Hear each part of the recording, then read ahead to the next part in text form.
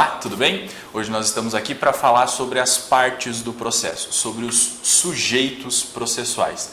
Nós sabemos que, regra geral, o processo é visto como uma relação travada entre autor, juiz e réu, né? Então o autor aciona o Poder Judiciário e pede uma providência do juiz ou do judiciário contra o réu. Esses são, autor e réu, os sujeitos parciais do processo, as partes do processo. E via de regra essa relação é travada entre um autor e um réu.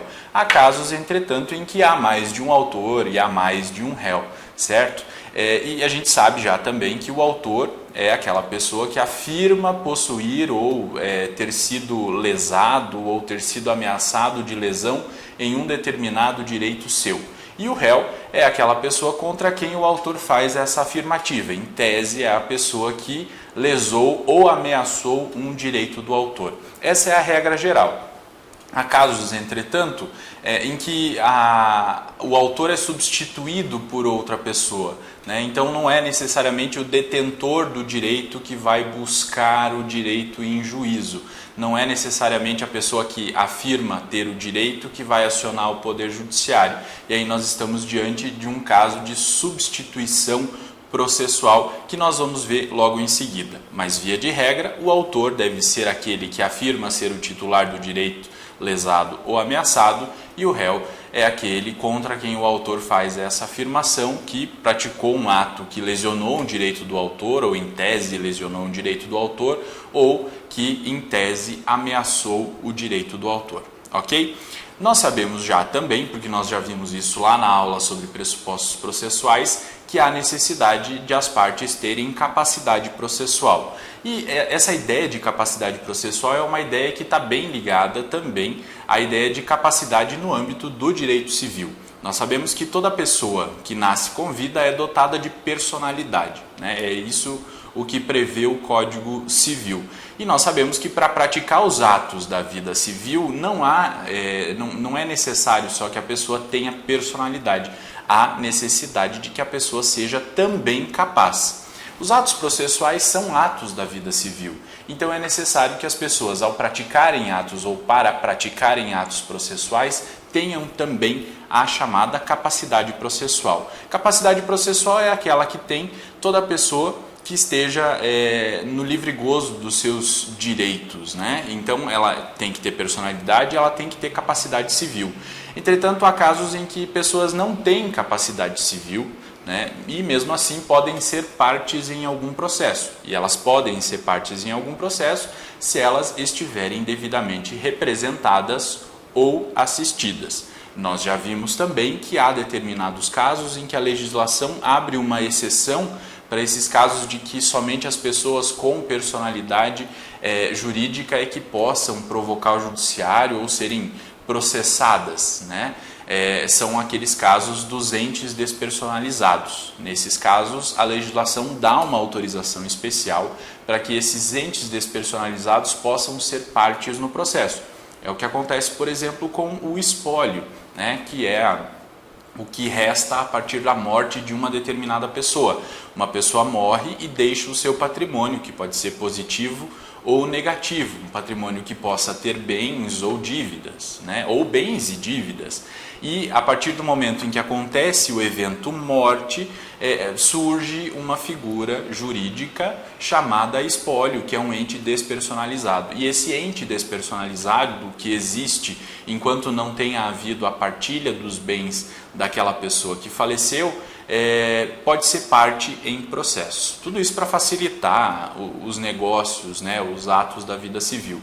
Mas, via de regra, há necessidade de se ter personalidade. Além da personalidade, há necessidade de se ter capacidade, né? Então, um incapaz pode acionar o Poder Judiciário. Um incapaz pode ser parte em algum processo, desde que ele esteja devidamente representado, se ele for absolutamente incapaz, ou assistido, se ele for relativamente incapaz, certo?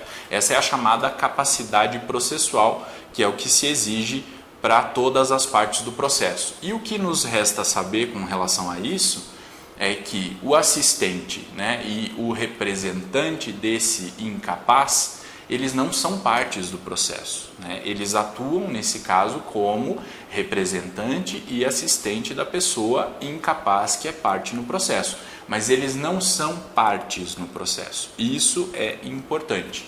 Partes no processo são os incapazes, nesse exemplo que eu dei, né? O representado ou o assistido, ok? Então, fixada essa ideia do que são as partes e de quem pode ser parte, quem tem legitimidade para ser parte e quem tem capacidade processual para ser parte, nós temos que entender dois fenômenos que acontecem no processo e que, por vezes, são alvo de confusão entre as pessoas, que são os fenômenos da sucessão e da substituição processual. Nós sabemos também que quando acontece a citação num determinado processo, ocorre a chamada estabilização subjetiva da lide.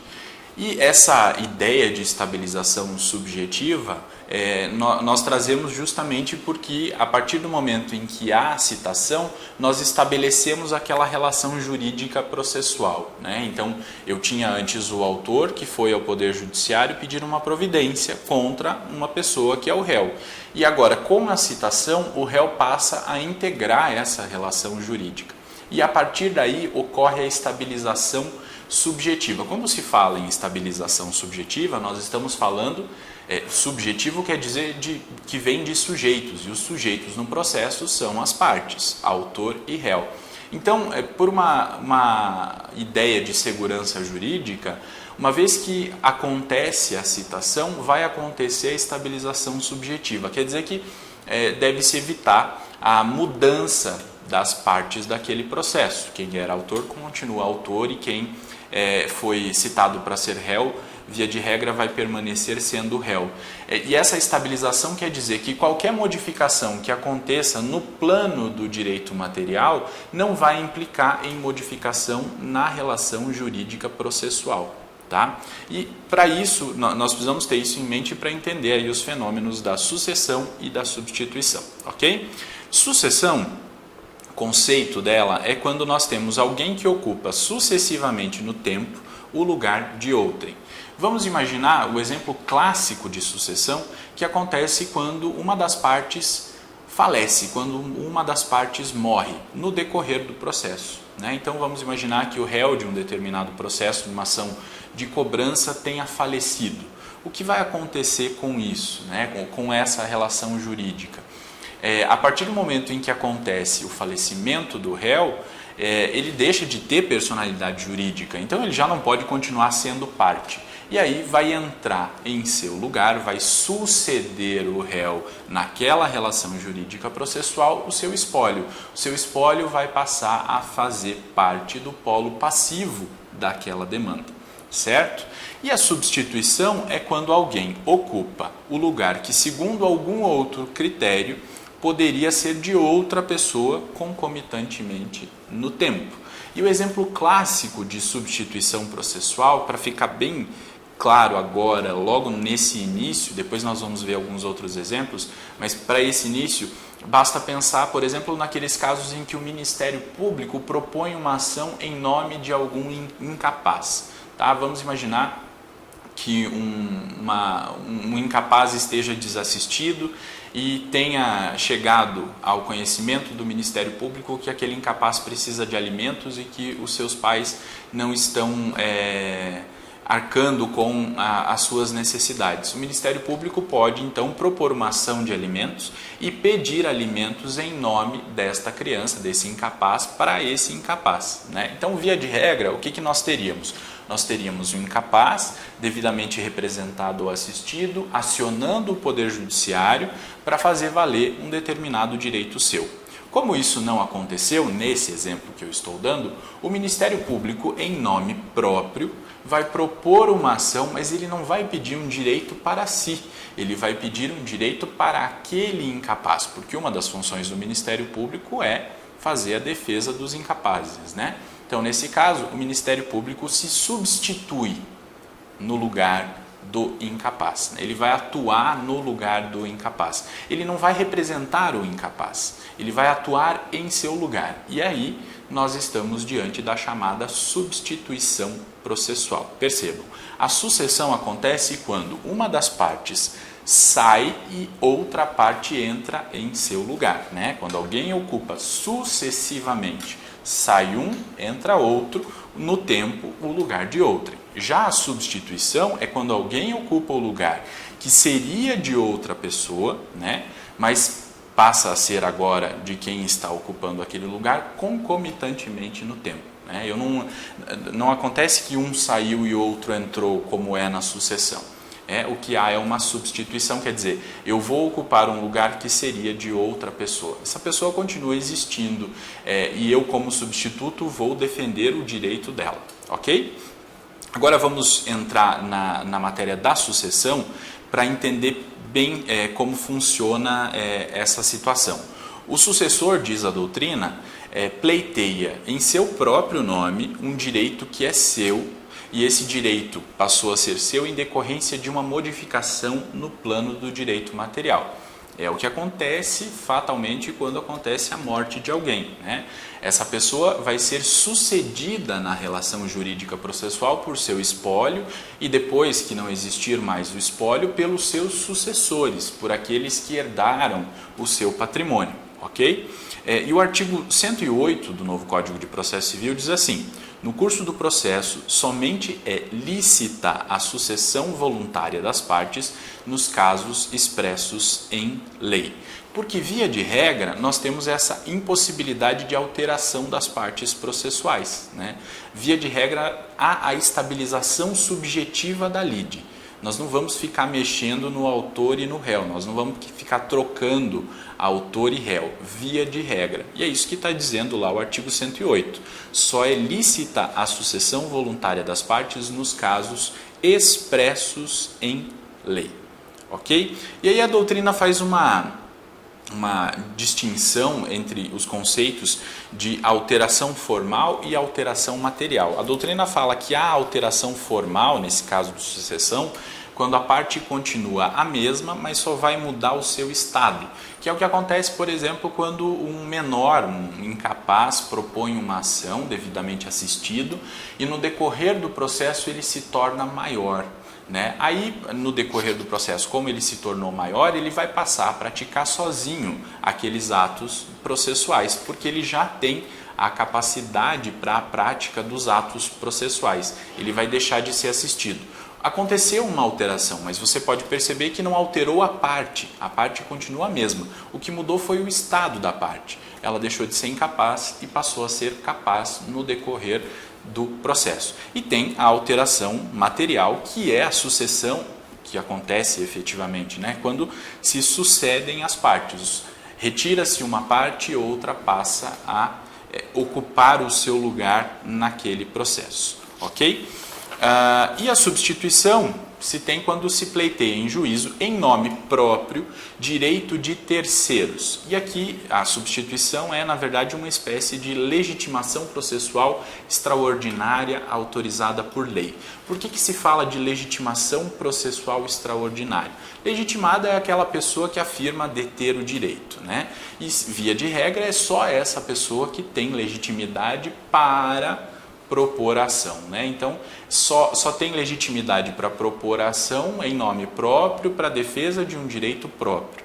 Há casos, entretanto, em que a lei prevê a legitimidade extraordinária, que é aquela legitimidade fora do padrão, né? Que é o que acontece na substituição processual. A lei vai dizer os casos em que é possível a substituição processual, ou seja, uma terceira pessoa vai defender em nome próprio um direito de outra pessoa, certo?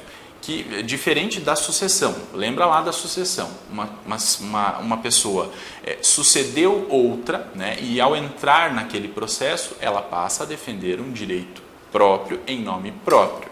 Na substituição, não. O substituto processual, ele defende em nome próprio, a exemplo do Ministério Público. É o Ministério Público que propõe a ação para defender o direito de um incapaz. Então, em nome próprio, em meu nome, eu defendo o interesse de terceiro, mas isso somente nos casos expressos em lei. E o artigo 109 vai falar sobre a perpetuatio legitimationis. Diz assim: a alienação da coisa ou do direito litigioso por ato entre vivos, a título particular, não altera a legitimidade das partes. Quando ele fala em perpetuatio, ou que a doutrina fala em perpetuatio legitimationis, que é um termo latim para falar sobre a perpetuação da legitimação. Então, que é a estabilização subjetiva do processo, né? Uma vez que a ação foi proposta, as partes devem permanecer aquelas. Uma eventual alteração no plano do direito material não vai implicar, via de regra, em uma alteração no processo, na legitimação processual. E aqui ele fala da alienação da coisa ou do direito litigioso por ato entre vivos, porque se acontecer a transferência do direito por causa mortis, por exemplo, vai acontecer a sucessão. Mas a alienação da coisa ou do direito litigioso por ato entre vivos a título particular não altera a legitimidade das partes. Então vamos pensar num determinado exemplo. O autor propõe uma ação contra o réu e está discutindo a propriedade de um determinado imóvel naquela ação. O autor diz que a propriedade é dele e o réu diz que a propriedade não é do autor, que a propriedade é dele. E o réu está na posse daquele imóvel. No decorrer da ação, o réu vende aquele imóvel para uma terceira pessoa, certo? Ocorreu a venda. Via de regra, não vai alterar a legitimação. Vai continuar aquele autor e aquele réu inicial. O adquirente do imóvel não vai passar imediatamente a ser parte daquele processo, a não ser que haja autorização do autor da ação. Se o autor da ação não autorizar a troca dos réus, aquele réu inicial permanece naquele processo, respondendo por aquele processo, ainda que ele não seja mais o proprietário daquele bem, certo? Porque ele vendeu, ele transferiu a propriedade daquele bem para uma terceira pessoa. A partir daquele momento em que há a alienação da coisa, o que acontece é o seguinte: o réu, que agora já não é mais o proprietário, porque ele alienou aquele imóvel para uma terceira pessoa, passa a ser o substituto processual daquela terceira pessoa. Porque, via de regra, quem teria legitimidade para estar lá respondendo pela propriedade daquele bem é o adquirente, porque é com ele que está o bem agora. Só que, para efeitos de segurança jurídica, nós não vamos autorizar que se dê, via de regra, a troca, né, dessas partes do processo, e então aquele réu inicial permanece como réu no processo. Só que como ele não é mais o detentor do direito material que está sendo discutido, ele não está mais com o bem que é objeto daquela demanda, ele passa a atuar como uma parte substituta do adquirente.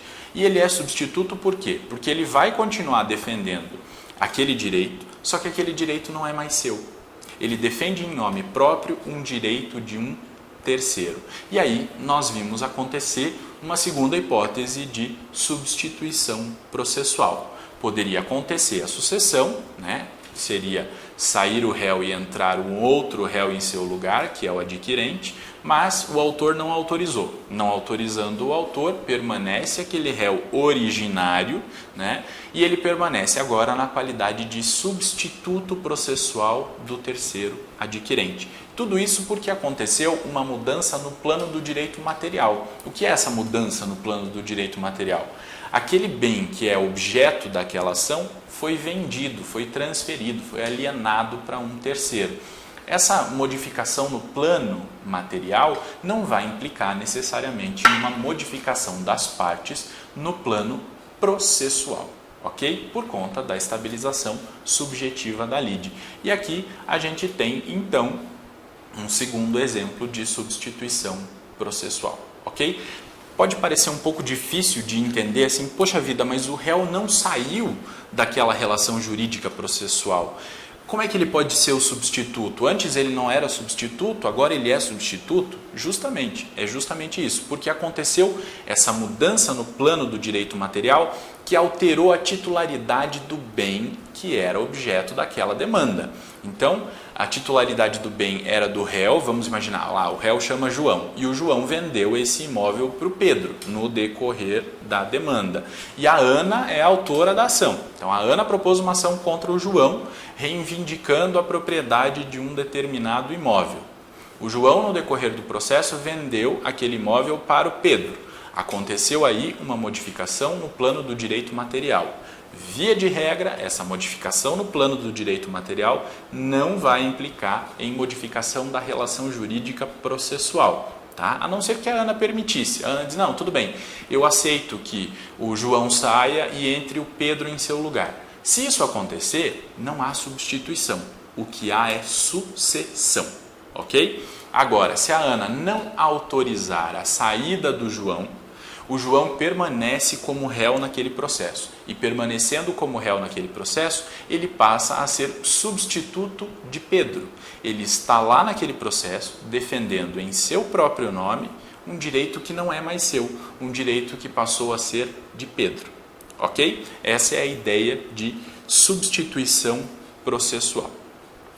O parágrafo 1º do artigo 109 diz que o adquirente ou cessionário não poderá ingressar em juízo sucedendo o alienante ou cedente sem que o consinta a parte contrária, que é o que eu acabei de falar nesse exemplo. A Ana, autora da ação, tem que consentir a saída do João e a entrada do Pedro em seu lugar. Se houver isso, nós estamos diante do que está previsto no parágrafo 1º do artigo 109, que está falando sobre a sucessão processual. Sai uma parte e entra outra.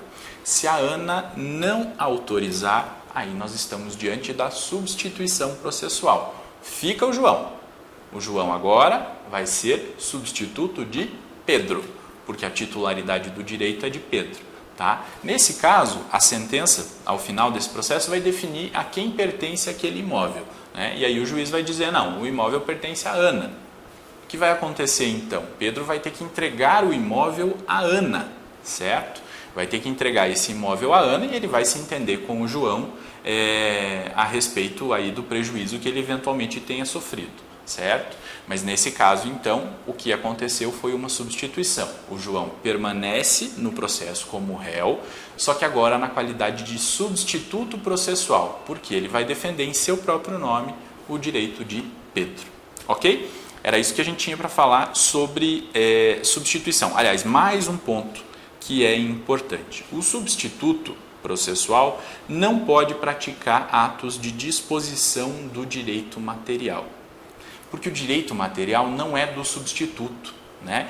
Ele está lá em seu próprio nome defendendo um direito de outra pessoa.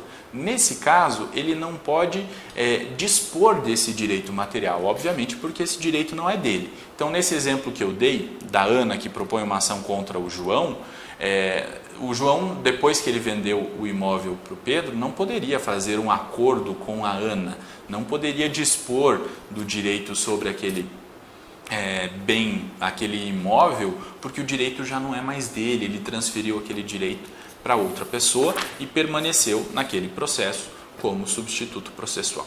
Ok? Pode parecer confuso no primeiro momento, mas analisando pelos exemplos fica bem claro, né, para entender o que é essa sucessão processual e o que é a substituição processual. Beleza? Os artigos 111 e 112 do CPC vão tratar a respeito da sucessão de advogados. Vamos ver o que ele diz. O 111 diz que a parte que revogar o mandato outorgado a seu advogado constituirá no mesmo ato outro que assuma o patrocínio da causa. O parágrafo único diz que, não sendo constituído novo procurador no prazo de 15 dias, observar-se-á o disposto no artigo 76. Que ele está falando de uma sucessão de advogados, né? Então, a parte, para que ela possa praticar atos no processo, determinados atos no processo, ela precisa de capacidade postulatória. Quem tem capacidade postulatória, via de regra, é o advogado. Então, ela vai ter que constituir um advogado, dar poderes a esse advogado para que ele pratique atos processuais em nome da parte, certo? É possível que no decorrer do processo haja lá um desentendimento entre a parte e o seu advogado. E aí a parte pode revogar esse mandato, vai revogar a procuração em que ela transferiu poderes ao seu advogado, né? Ao fazer isso, ela já tem que nomear outro advogado para patrocinar aquela causa, e é isso que está dizendo o artigo 111. Então, o 111 fala de uma iniciativa da parte de trocar os seus advogados. Sai um advogado, entra outro, que é no caso de sucessão. O artigo 112 fala da possibilidade de o advogado, por sua iniciativa, poder deixar de ser advogado naquele processo. E ele diz assim: o advogado poderá renunciar ao mandato a qualquer tempo, provando, na forma prevista neste Código, que comunicou a renúncia ao mandante, à parte, a fim de que este nomeie sucessor. Parágrafo 1º. Durante os 10 dias seguintes, o advogado continuará a representar o mandante, à parte, desde que necessário para lhe evitar prejuízo. E o parágrafo 2º diz que dispensa-se a comunicação referida no caput quando a procuração tiver sido outorgada a vários advogados e a parte continuar representada por outro, apesar da renúncia. Então vamos lá para o caput. O advogado pode renunciar ao mandato a qualquer tempo, mas para renunciar ao mandato ele precisa provar que ele comunicou essa renúncia à parte que o contratou, tá? A fim de que a parte, tomando conhecimento disso, possa contratar um novo advogado. O parágrafo 1º diz que o advogado fica responsável pela prática dos atos processuais naquele processo durante os 10 dias seguintes, se isso for necessário, né? Então a parte, ao ser comunicada de que o advogado vai fazer a renúncia, ela ainda tem 10 dias de prazo para que ela possa procurar um novo advogado, e durante esses 10 dias o antigo advogado continua responsável pela prática dos atos processuais, a fim de que não haja prejuízo, obviamente, para a parte, para que ela não perca nenhum prazo e não tenha sua defesa prejudicada em razão da renúncia que o advogado tenha feito ao mandato que lhe foi conferido. Ok? Era isso que nós tínhamos que falar sobre as partes processuais, sobre sucessão, substituição processual e sobre sucessão de advogados no novo CPC. Nos vemos na próxima e até lá!